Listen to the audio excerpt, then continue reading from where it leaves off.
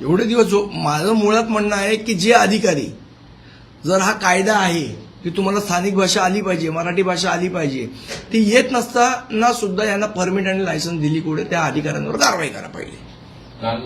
मग मुदतवाढ वगैरे नंतर बघू. पहिले यांना लायसन्स देणारे अधिकारी कोण आहेत, ह्यांच्यावर पहिले का नाही कारवाई करत आहे? त्या कायद्यामध्ये पण असं अनिवार्य आहे की स्थानिक भाषा येणं गरजेचं आहे किंवा अनिवार्य असा क्लॉज आहे त्याच्यामध्ये. तेच मी म्हणतोय ना. मग ते असताना सुद्धा यांना भाषा येत नसताना सुद्धा यांना लायसन्स दिली कोणी, यांना परमिट दिली कोणी? त्या अधिकाऱ्यांवर कारवाई केली पाहिजे प्रताप सरनाईक साहेबांनी. भाईंदरमध्ये काल एक राडा बघायला मिळाला होता. गुणरत्न सदावर्ते त्या ठिकाणी मराठी माणसांच्या समर्थनात केले होते. तुम्हाला एक सांगू का, माझ्या आईने लहानपणी मला शिकवलंय की कुत्रा आपल्यावर मुंकला म्हणून आपण कुत्र्यावर मुंकायचं नसतं. परिवहन विभागाची बैठक झाली, त्यामध्ये मराठी साहित्यिकांचं असं म्हणणं आहे किमान 10-12 तरी शब्द हे रिक्षा चालकांना येणं गरजेचं आहे, अशा प्रकारचं. 10-12 शब्द कशाला, भाषा येणं गरजेचं आहे. फालतूचे लाड नाही 10-12 शब्द वगैरे. काल परिवहन मंत्र्यांनी जी साहित्यिकांची बैठक घेतली त्यानंतर त्या साहित्यिकांना माझं सांगणं आहे की 10-12 शब्द वगैरे नाही, पूर्ण भाषा येणं गरजेचं आहे. त्यांचं म्हणणं असं होतं की एक नोट अशा प्रकारे तयार केली जाईल की 10 वाक्य त्याच्यामध्ये असतील, कुठं चालला, कशाला हे, कशाला, आणि त्यांना प्रशिक्षण देऊ. कशाला भाषा यायला काय? तुम्ही इथे महाराष्ट्रात राहता, इथे धंदा करता, इथे पोट भरतात, इथली भाषा शिकायला काय 10-12 शब्द शिकायला आहेत काय? ते युपी मधनच शिकून या. जर इथे पोट भरायचं आहे ना तर उत्तर प्रदेशमध्ये मराठी कंपल्सरी करा. खरं तर मला असं प्रामाणिकपणे वाटतं की महाराष्ट्र असेल, कर्नाटक असेल, तामिळनाडू असेल, आंध्र असेल, ह्या ज्या दक्षिणेतली राज्य आहेत, या राज्यांना एकमेकांना केंद्र सरकार नेहमी लढवत असतं, जसं बेळगाव सीमावाद हे ते. पण मुळात या सगळ्या राज्यांनी एकत्र येणं गरजेचं आहे आणि उत्तरेतलं आक्रमण रोखणं गरजेचं आहे, जे हिंदी भाषिकांचं होत आहे. ही आजच्या काळाची खरी गरज आहे. आपापसातले वाद विसरून या सगळ्या राज्यांनी एकत्र येऊन हे उत्तरेतलं आक्रमण रोखावं लागेल, नाहीतर इथल्या ज्या स्थानिक भाषा आहेत यांच्यासाठी धोका निर्माण होण्याची ही वेळ जवळ आलेली आहे. एकीकडे प्रताप सरनाईकांनी हा की कुठेतरी सक्ती करण्याविषयी ते आक्रमक झालेले पाहायला मिळते, पण दुसरीकडे त्यांचे पक्षातले संजय निरुपम याला कुठेतरी विरोध करतायत शिवसेनेतून. हे करणं योग्य राहणार नाही अशा प्रकारचं वक्तव्य त्यांनी केलं. संजय निरुपम हा अतिशय एक तुकार माणूस आहे,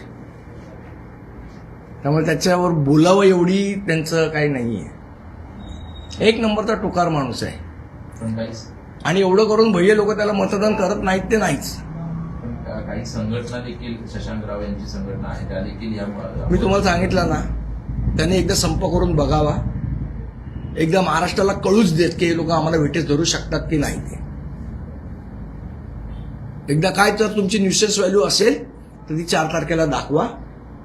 आम्हाला पण बघायचीच आहे काय तुमची न्यूसेन्स व्हॅल्यू आहे आणि तुम्ही कशी मुंबई बंद करता ते.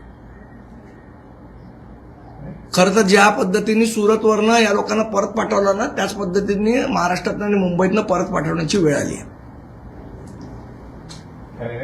तर परवा आपण बघितलं भाजपच्या मोर्चामध्ये एका महिलेला बराच त्रास सहन करावा लागला आणि त्यानंतर तिच्या रोषाचा सामना सगळ्यांनाच करावा लागला. मात्र आता या महिलेविरोधातच तक्रार होत आहे, पोलीस स्टेशनला तक्रार दिली जाते की तिने पोलिसांसोबत योग्य वागली नाही, मिनिस्टरला रडीचा डाव आहे भाजपचा.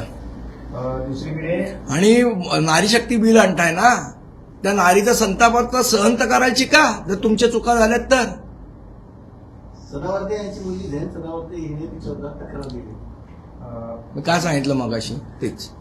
कांदिवलीतील जवळपास 17,679 स्क्वेअर फूटचे जो भूखंड आहे पालिकेचा, तो एका जैन इंटरनॅशनल संघटनेला देण्याचा प्रस्ताव घाट हा घातला जातोय. आज त्या संदर्भात मी तुम्हाला आठवत असेल तर एक साधारण आठवड्याभरापूर्वी प्रेस कॉन्फरन्स घेतली होती. त्यावेळेलाही मी सांगितलेलं की महानगरपालिकेचे भूखंडाचं श्रीखंड लाटण्याचा प्रयत्न सगळे बाहेरचे लोक येऊन करतायत. ज्या पद्धतीने नर्सिंग कॉलेजचा एक मोठा भूखंड हा त्या JSWला देण्यात येतोय, त्याचप्रमाणे हा आता तुम्ही सांगता तो भूखंड जैन इंटरनॅशनलला देण्यात येतोय. महापालिकेचे भूखंड लुटून खाण्याचं काम लोक करतायत आणि सो कॉल्ड सत्तेमध्ये बसलेले पहारेकरी जे आधी होते आणि आता मालक झालेत ते लोक स्वतःच्या हाताने महानगरपालिकेचा खजिना लुटवत आहेत. ज्या संस्थेला विल्सन जिमखाना दिला होता त्याच संस्थेला हा भूखंड हे सगळ्या लोडाची पिल्लं आहेत, त्या मंगलप्रभात लोडाची त्यांची पिल्लं आहेत ती, आणि म्हणून त्यांना देतात. मंगलप्रभात लोढा एक नंबरचा हा कट्टर मराठी द्वेष्टा माणूस आहे. हा फक्त त्या गुजराती, जैन, मारवाडी या लोकांपुरताच मर्यादित आहे, आणि त्यांच्याच संस्थांना मोठं करण्याचं काम हा लोढा करतोय. याला खरं तर धडा शिकवला पाहिजे या लोढाला. ज्या मुंबईने तुला एवढा मोठा केला, ज्या मुंबईमध्ये तू एवढे पैसे कमवलेस टॉवर, त्यात तिथे तू मराठी माणसांना डावलण्याचा प्रयत्न करतोयस, आणि जैन लोकांची संघटना आणि हे एवढ्या पुरताच मर्यादित आहे. हा एक नंबरचा मराठी द्वेष्टा माणूस आहे मंगलप्रभात लोढा. केईएमचं नाव कौशल्य एकलव्य करा अशी मागणी मंगलप्रभात लोढांनी. मी सांगितलं ना, डोक्यावर पडलेला माणूस आहे. एकलव्य, कौशल्य आणि केएम हॉस्पिटल काही जुळतंय का? फक्त KEM हे नाव ठेवायचं म्हणून हे नाव ठेवलंय. बाकी कौशल्याचा काय संबंध आणि एकलव्याचा काय संबंध? नावच बदलायचं ना. तर आमच्या मनोज चव्हाण यांनी प्रस्ताव दिला तिथे. ज्या पहिल्या मराठी डॉक्टर होत्या अनंतीबाई जोशी, त्यांचं नाव द्या KEM हॉस्पिटलला. काय डोक्यावर पडलेल्या लोकांना मला मंत्री केलं भाजपने, मला काय कळत नाही. आणि सगळे मराठी द्वेष्टे. सर, नाशिक प्रमाणे मुंबईत प्रकरण समोर येत आहे. एक मला असं वाटतं या पूर्ण प्रकरणाचा तपास चालू आहे. जेव्हा हे तपास पूर्ण होईल तेव्हा निश्चितपणे याच्यावर आम्ही बोलू.